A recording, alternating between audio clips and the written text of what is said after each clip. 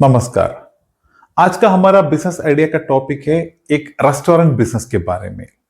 और हम एक बड़े रेस्टोरेंट के एक बड़े इन्वेस्टमेंट के एक रेस्टोरेंट के बारे में डिस्कस नहीं कर रहे, बल्कि एक नॉर्मल एक छोटा रेस्टोरेंट आप कैसे शुरू कर सकते हैं, सबसे इंपॉर्टेंट इसमें आपको क्या क्या ध्यान रखना है, इसके बारे में हम आज डिस्कस करेंगे। क्योंकि दोस्तों, रेस्टोरेंट का बिजनेस हमेशा एक ऐसा बिजनेस है कि आप अगर इसको थोड़ा ध्यान से, थोड़ा तरीके से आपने अगर कर दिए तो एक बहुत अच्छी तरह ग्रो भी होता है। और कुछ चीजें आपने अगर नजरअंदाज कर दिए तो ये बिजनेस जल्दी से जल्दी फेल भी हो जाता है।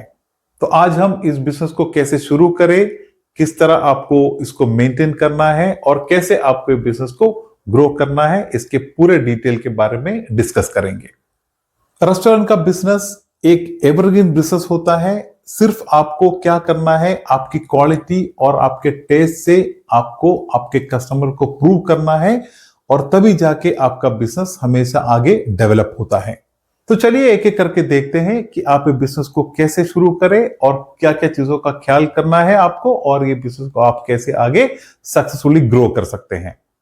तो ये बिजनेस के लिए सबसे इंपॉर्टेंट चीज है वो है लोकेशन। क्योंकि आप अगर एक नई शुरुआत करते हो तो लोगों तक आपको पहुंचना है, कस्टमर को आप तक पहुंचने हैं।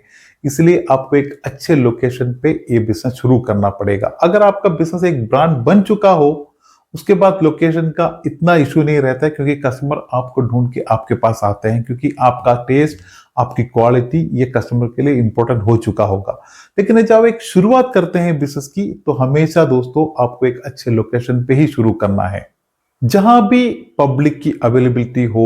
जैसे कि कोई छोटे टाउन हो, सिटी हो, या फिर कोई होलसेल मार्केट हो, वैसे ही शॉप्स के एरिया हो, वैसे एक अच्छे पब्लिक एरिया में कोई फैक्ट्री के पास हो, कोई ऑफिसेस के जो एरिया होते हैं उसके पास हो। तो जहां भी पब्लिक की अवेलेबिलिटी होती है वहां एक लोकेशन आपको इसके लिए चूज करना है। और रेस्टोरेंट के लिए जो भी शॉप आप लेते हो उसके लिए कितना एरिया चाहिए वो आपके बेस पे डिपेंड है, आप डिसाइड कर सकते हैं। इसमें क्या है कि आप आपके जो भी खाना का प्रिपरेशन हो, आप आपके लोकेशन पे, आपके दुकान पे भी कर सकते हैं, या फिर आप कहीं आपके घर पे अगर आप प्रिपेयर कर सकते हैं, वहां से कुक करके भी आप मटेरियल यहां तक पहुंचा सकते हो। तो उसके हिसाब से आप देख सकते हैं कि आपको जैसा कंफर्टेबल है उतना एरिया के हिसाब से आप एक दुकान ले सकते हैं। और शॉप लेने के बाद जो भी इसके साथ जो भी आपको किचन के लिए जो भी रिक्वायरमेंट्स होते हैं उसका अरेंजमेंट, और जो भी सीटिंग का अरेंजमेंट होता है, टेबल चेयर, ये सब का अरेंजमेंट, इस तरह का जो बेसिक सेटिंग का अरेंजमेंट है ये आपको कर लेना है। और इसके साथ आपको फूड लाइसेंस, जिसको हम FSSAI लाइसेंस कहते हैं, ये आपको जरूर लेना है, क्योंकि आपका जो भी प्रोडक्ट है ये फूड आइटम्स में आता है, तो उसके लिए FSSAI लाइसेंस बहुत जरूरी है, वरना फिर आपको बड़ा फाइन भी लग सकता है। इसके बाद आपको कुछ स्टाफ के अरेंजमेंट्स करने हैं। उसमें एक रेस्टोरेंट के लिए सबसे इंपॉर्टेंट है एक कुक। तो आप एक अच्छे कुक को लगाए, जो कि एक अच्छा लेवल पे खाना बनाने का एक्सपीरियंस जिनको हो, ऐसे एक कुक को लगाए। आप एक कुक या दो कुक को लगा सकते हैं, लेकिन शुरुआत में आप ट्राई करें कि आप एक कुक से शुरू करें। उसके साथ आपको कुछ सप्लाई करने के लिए, सर्विंग करने के लिए एक या दो स्टाफ को आप लगा सकते हैं, और हेल्पर जो भी है एक या दो, जो भी आपके हिसाब से आपको चाहिए। किचन में हर जगह पे, क्लीनिंग में सब हेल्प करने वाले हेल्पर, दो हेल्पर को भी आप लगा सकते हैं। और स्टाफ को अपॉइंट करते समय कुछ रेस्टोरेंट्स में ये गलती देखी जाती है कि ओवर स्टाफ को अपॉइंट कर देते हैं। अगर 4 स्टाफ की जरूरत है तो 6, 7, 8, 10 स्टाफ को लगा देते हैं। इसमें क्या होता है, उसका जो खर्चा है आपका एक्स्ट्रा बिना जरूरत का बढ़ता है। तो हमेशा आप देखिए आपके एटमॉस्फेयर में कितने स्टाफ चाहिए, इसका आप प्योरली डिसाइड करें और उतने ही स्टाफ को रखें। और जब आपको लगेगा कि एक्स्ट्रा स्टाफ की जरूरत है, तभी आप जाके हमेशा स्टाफ को ऐड करें। शुरुआत में बिना कोई जरूरत के ज्यादा स्टाफ को आप रखें नहीं। अब इसके बाद आता है कि आपका मेनू आप क्या रखेंगे। इसमें सबसे इंपॉर्टेंट है, आप जिस जगह पे आप आपका रेस्टोरेंट की शुरुआत करते हो, उस एरिया के जो भी प्रेफरेंस होते हैं, उस लेवल के आइटम्स को ही आपको बनाना है। क्योंकि हमेशा कस्टमर जो है जिस एरिया के होते हैं वो कस्टमर और एरिया के हिसाब के ही मेनू को ज्यादातर पसंद करते हैं। तो आपको जब शुरुआत करेंगे तो आप हमेशा उस एरिया की जो रिक्वायरमेंट होते हैं, उस एरिया का जो सबसे पॉपुलर आइटम्स है, उसी आइटम से ही शुरुआत करें। लेकिन फिर आप आगे जब आपका बिजनेस ग्रो होता रहेगा, आप दुनिया भर के जो भी आइटम चाहिए आप ऐड कर सकते हैं। लेकिन शुरुआत में आप आपके लोकल एरिया के आइटम से ही आपको आपका रेस्टोरेंट शुरुआत करना है। और साथ में मैं एक चीज और ऐड करना चाहता हूं, आप जब शुरू करते हैं आपका बिजनेस तो आप काफी सारे आइटम्स को आपके मेनू में ऐड नहीं करें। आप कुछ पॉपुलर कुछ आइटम्स को लेके चले, एक 5 आइटम को लेके चले या आप एक 10 आइटम को टोटली लेके चले, जिसमें आप पूरा फोकस कर सके, जिसकी क्वालिटी आप अच्छी तरह मेंटेन कर सके और जिसमें आप एक अच्छा टेस्ट कस्टमर को दे सके।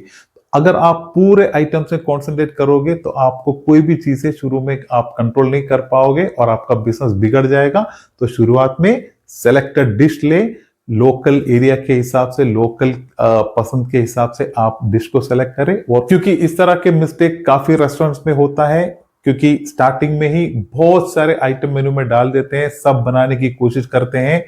किसी में भी एक कंसिस्टेंसी, टेस्ट और क्वालिटी मेंटेन करना बहुत डिफिकल्ट हो जाता है और पूरी तरह बिजनेस फेल भी हो जाता है। तो मैं इसलिए आपसे रिक्वेस्ट करता हूं, सेलेक्टेड डिश रखें, उसमें अच्छा टेस्ट, अच्छी क्वालिटी मेंटेन करें, उससे ही आप आपकी शुरुआत हमेशा करें। और हमेशा एक फूड के बिजनेस में सबसे इंपॉर्टेंट जो होता है वो क्वालिटी और टेस्ट होता है। ये दोनों से ही वो बिजनेस आगे बढ़ता है। और जब भी आप मेनू फाइनल करते हैं उसके पहले आपको ये भी डिसाइड करना है कि आप तीनों टाइम के मील को ऑफर करना चाहते हैं या नहीं। फॉर एग्जाम्पल के लिए कोई ऐसे रेस्टोरेंट होते हैं कि वो सुबह के ब्रेकफास्ट नहीं ऑफर करते हैं, सिर्फ लंच और डिनर पे ही फोकस करते हैं।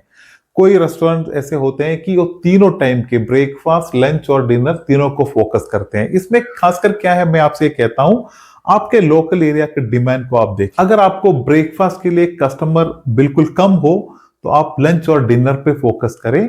और ऐसे एरियाज होते हैं जो मार्केट एरिया होते हैं, होलसेल मार्केट, इस तरह के शॉप्स एरिया में सब ज्यादातर, ऑफिस एरिया, इस तरह के एरिया में ज्यादातर ब्रेकफास्ट के लिए कस्टमर ज्यादा आते हैं। तो आप ऐसे जगह पे आप ब्रेकफास्ट भी इंक्लूड करके तीनों टाइम का मील ऑफर करें। तो जो भी है, मैं इसलिए कहता था कि जो भी आपके एटमॉस्फेयर के हिसाब से है उस तरह आप मील का प्लान करें। अगर मान लो कि आपके एरिया में ब्रेकफास्ट का अच्छा अपॉर्चुनिटी है और आप अगर उस पर फोकस नहीं करें, आप सिर्फ लंच और डिनर ही ऑफर करेंगे, तो आपका एक अच्छा बिजनेस ब्रेकफास्ट का लॉस हो जाएगा। फाइनली यही है कि आपको बिल्कुल ही बिजनेस से फोकस करना है। कोई भी तरीके का कोई अपॉर्चुनिटी आपको कभी भी मिस नहीं करना है।